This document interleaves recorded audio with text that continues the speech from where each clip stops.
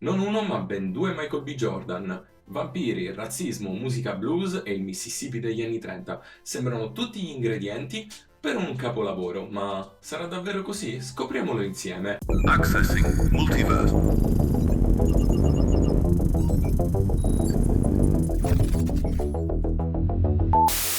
Oggi parliamo di Sinners, un film che aspettavo da tempo e che ho recuperato solo di recente. Scritto e diretto totalmente da Ryan Coogler, ovvero lo stesso regista dei Black Panther e dei Creed, con Michael B. Jordan che interpreta non uno ma ben due personaggi, ovvero i fratelli gemelli Stuck e Smoke. Siamo nel Mississippi del 1932, periodo segnato dalle leggi Jim Crow, il razzismo e dal Ku Klux Klan. Qui i due fratelli tornano a casa per aprire un juke joint, ovvero un locale notturno esclusivamente per afroamericani.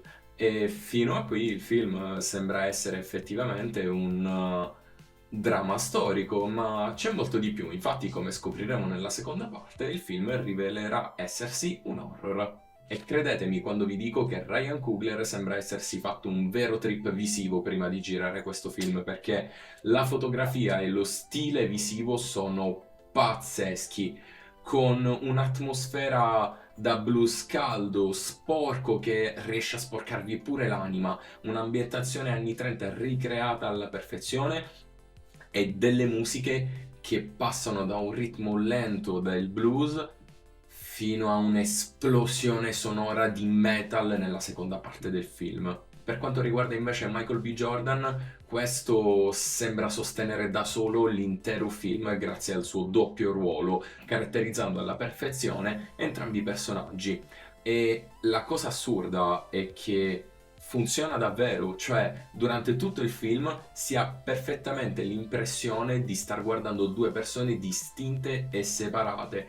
Devo dire la verità, Michael B. Jordan ha fatto un lavoro eccezionale a livello recitativo. E piccole curiosità gratuite all'interno del film, ritroviamo Hailey Stenfield, sì, proprio lei, la nostra piccola occhio di falco, che su richiesta del regista ha letteralmente sputato nella bocca di Michael B. Jordan. Questa scena mi ha lasciato dei sentimenti e delle emozioni contrastanti, devo dire la verità. Per fedeltà storica, Michael B. Jordan ha chiesto di poter indossare un vero orologio della Prima Guerra Mondiale, che purtroppo a quanto pare è stato totalmente rovinato e reso non funzionante a causa di una scena acquatica. Il film, tecnicamente parlando, è incredibile. È stato girato a quanto pare in Ultra Panavision 70 e in IMAX 70 mm, con diversi passaggi tra il widescreen e il 16 noni, per dare un maggior senso di immersione allo spettatore, cosa che però io, nonostante apprezzi molto come tecnica, trovo che all'interno di questa pellicola sia stata usata quella volta di troppo che mi ha fatto storcere il naso, ma ehi, gusti personali. Ma parliamo adesso dell'introduzione del film, che ragazzi è veramente, ma veramente lunga. Il ritmo del film infatti è molto lento e fino a quasi più della metà del film sembra che quest'ultimo non voglia partire, ma attenzione, non sto dicendo che è fatto male, al contrario. Infatti all'inizio sembra che si stia guardando un film di Tarantino, con quella costruzione dei personaggi, i dialoghi lenti, la tensione che sale pian piano, fino a quando non si passa però alla seconda parte del film dove crolla tutto, un po' come la mia voglia di alzarmi al mattino. E sì, perché infatti si passa da una prima parte in cui sembri che Kugler stia facendo Tarantino a una seconda parte dove il film sembra essere più Twilight, ma lì almeno qualcosa brillava. Sembra infatti che Coogler si sia concentrato maggiormente sulla prima parte di film e sulla costruzione dei personaggi piuttosto che sulla seconda parte. Infatti, quando l'elemento orrorifico effettivo del film viene introdotto, il film comincia a perdersi di rotta e nonostante le influenze cinematografiche prese dal tramonto all'alba per quanto riguarda il crime vampiri e ispirazioni da Blade per quanto riguarda l'azione e la lotta sociale, ci si ritrova a un punto in cui ci si domanda se si sta guardando lo stesso film o meno. Ora ragazzi, se il film non l'avete visto, io vi consiglio di fermarvi qui. Se invece l'avete visto o siete semplicemente curiosi e volete continuare col video, vi avverto che inizieremo una sezione spoiler dove potrò approfondire meglio l'analisi del film e dichiarare quindi se sarà effettivamente il grande capolavoro di cui tutti parlano. A tra poco! Ok, parliamo della totalità della trama. Allora, il film, come detto, sembrerebbe essere diviso in due parti, ovvero una prima parte in cui abbiamo l'introduzione e la costruzione dei personaggi e seguiremo per l'appunto quelle che sono le vicende di Stuck e Smoke, i due fratelli gemelli, che si prepareranno per l'inaugurazione del loro juke joint. Durante questa prima parte avremo modo di conoscere i loro interessi amorosi e il cuginetto musicista Sammy, che sarà al centro delle vicende a venire. Durante invece la seconda parte del film avremo l'introduzione dell'elemento orrorifico, ovvero i vampiri, anche se non troppo contestualizzati, secondo me trattati abbastanza superficialmente, e l'invasione da parte di questi al juke joint. Ora, se vi state chiedendo come i vampiri siano arrivati fino al juke joint, beh, la risposta sta in una delle scene madri del film che è stata dichiarata un capolavoro o addirittura una scena da Oscar. La scena in questione infatti riguarda Sammy, che iniziando a cantare all'interno del locale sembra avere questa capacità di poter invocare gli spiriti passati e futuri, e proprio questa capacità ha suscitato l'interesse dei vampiri. Ora, soffermiamoci un attimino su questa scena. Per quanto riguarda il lato tecnico e artistico, non c'è dubbio che sia un capolavoro di scena. Tuttavia, trovo che la messa in scena e la scrittura traballino un pochettino, e vi spiego subito perché. All'inizio della scena abbiamo un passaggio dal widescreen al 16 noni, il che cattura l'attenzione dello spettatore, e si passa a un piano sequenza realizzato in modo magistrale. Il problema però sussiste, come dicevo prima, nella messa in scena, in quanto successivamente all'invocazione degli spiriti passati arrivano anche quelli futuri, tra cui chitarristi anni 70, DJ, rapper, ballerine che twerkano, e dal mio punto di vista si rompe un attimino l'immersione, in quanto ho cominciato a chiedermi se stassi guardando una scena onirica o piuttosto un videoclip anni 2000 mal realizzato e abbastanza confusionario. Ora, ditemi anche voi cosa avete pensato guardando questa scena. So che per molti è stato un capolavoro, non lo metto in dubbio dal lato tecnico e artistico, ma la messa in scena mi ha lasciato un po' dubitare. Successivamente c'è anche una scena che mi ha lasciato abbastanza perplesso. E la scena incriminata è per l'appunto quella dell'invasione dei vampiri al juke joint di Stuck e Smoke.